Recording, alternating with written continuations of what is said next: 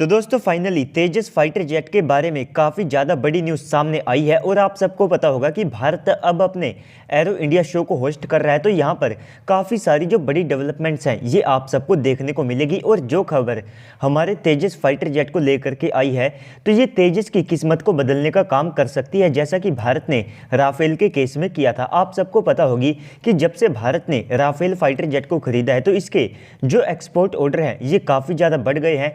शुरुआत से ही राफेल काफ़ी ज़्यादा कैपेबल फाइटर जेट था, लेकिन जब तक इसको भारतीय वायुसेना जैसी किसी बड़ी वायुसेना ने नहीं खरीदा था तब तक फ्रांस के पास इस फाइटर जेट के कोई बड़े ऑर्डर मौजूद नहीं थे। लेकिन आज की तारीख में जब भारतीय वायुसेना ने केवल 36 राफेल फाइटर जेट को खरीदा तो इसकी ब्रांडिंग इस प्रकार हुई कि आज की तारीख में इनके पास 200 से ज़्यादा राफेल के ऑर्डर पेंडिंग पड़े हैं।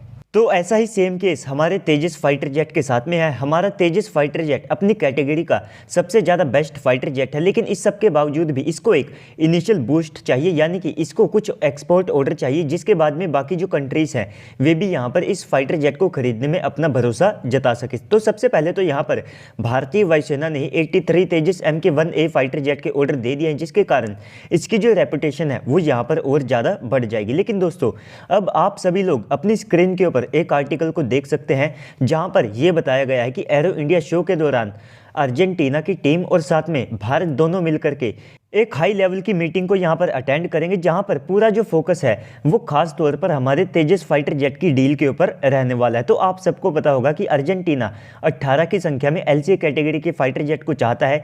तो फाइनली दोनों पार्टीज यहां पर टेबल के ऊपर आएगी और तेजस फाइटर जेट को लेकर के जो नेगोशिएशंस है इनको यहाँ पर स्टार्ट किया जाएगा कि हम किस प्राइस के ऊपर किन कैपेबिलिटीज़ के साथ में अपने तेजस फाइटर जेट को अर्जेंटीना को ऑफर कर सकते हैं।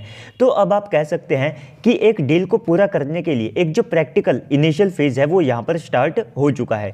तो यहाँ पर सबसे पहले तो USA और इजराइल ने अपने पुराने और जो सरप्लस F-16 है वे इनको ऑफर किए हैं। इसके बाद में रशिया ने अपने MiG-35 यहाँ पर ऑफर किए हैं जो कि इनकी कैटेगरी से बाहर हो जाते हैं। पाकिस्तान ने यहाँ पर अपने JF-17 फाइटर जेट को ना केवल ऑफर किया बल्कि इन्होंने ये प्रोपेगेंडा भी रन किया कि इनके जो JF-17 फाइटर जेट है ये इस टेंडर को जीत चुके हैं और अर्जेंटीना ने इनके लिए स्पेशली 664 मिलियन US डॉलर का जो बजट है वो भी यहाँ पर एलोकेट कर दिया। तो इस प्रकार का जो प्रोपेगेंडा है वो पाकिस्तान और इनके मीडिया के द्वारा रन किया गया था। और साथ ही साथ इसी रिपोर्ट में ये भी मेंशन किया गया है कि अर्जेंटीना भारत से 15 की संख्या में तेजस MK-1A वेरिएंट जो कि तेजस का सबसे ज़्यादा नया वेरिएंट है और इसी के साथ में 3 ट्रेनर फाइटर जेट को यहाँ पर खरीदना चाहते हैं। तो कुल मिलाकर के ये जो नंबर है ये एक स्क्वाड्रन के आसपास का बैठता है और ऐसे में हो सकता है कि जब इनके वायुसेना के प्रमुख भी भारत के अंदर आए हैं तो इनकी ये डेलीगेशन या फिर टीम हमारे तेजस फाइटर जेट को डीपली इवैल्यूएट करे और HAL की जो प्रोडक्शन फैसिलिटीज़ है उनको भी यहाँ पर इस टीम के द्वारा देखा जाए।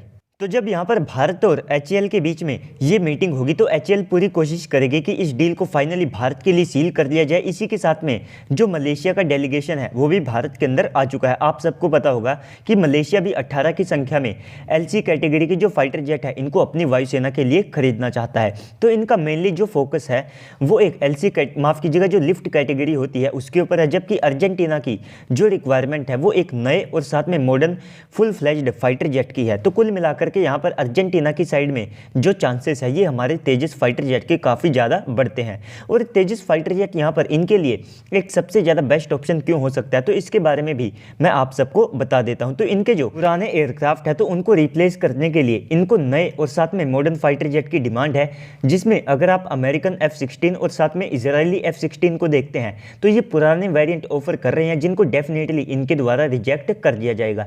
इसके बाद में अगला ऑप्शन इनके सामने रशिया की साइड से MiG-35 के तौर पर सामने निकल करके आता है। लेकिन दोस्तों MiG-35 एक मीडियम वेट कैटेगरी का ट्विन इंजन फाइटर जेट है जो कि इस कैटेगरी में फिट नहीं होता है, तो इसके जो चांसेस हैं ये खुद ब खुद कम हो जाते हैं। इसके बाद लास्ट में रही बात JF-17 की, तो आप सबको खुद ही पता है कि उस टेंडर में JF-17 फाइटर जेट की अब क्या हालत हो चुकी है। उसकी जो इमेज है वो भी बुरी तरह से डैमेज हो चुकी है क्योंकि वो लगातार ग्राउंडेड होते जा रहे हैं और साथ ही साथ यहाँ पर अर्जेंटीना वायुसेना के जो प्रमुख है उन्होंने खुद इसके ऊपर जो क्रैक्स आते हैं उनको लेकर के यहाँ पर चिंता जताई है। तो लास्ट में आकर के अब तेजस के ऊपर जो दाम है वो अर्जेंटीना लगा सकता है, लेकिन यहाँ पर भारत को भी अपने फाइटर जेट को पूरी ताकत से पुश करना पड़ेगा। तो दोस्तों ओवरऑल इस पूरी न्यूज़ के बाद अब आप सबको क्या लगता है कमेंट सेक्शन में बताइएगा। साथ ही साथ अगर आपको वीडियो अच्छी लगी है तो वीडियो को लाइक कर दीजिएगा। अगर आप चैनल के ऊपर पहली बार आए तो प्लीज़ से चैनल को भी सब्सक्राइब कर दीजिएगा।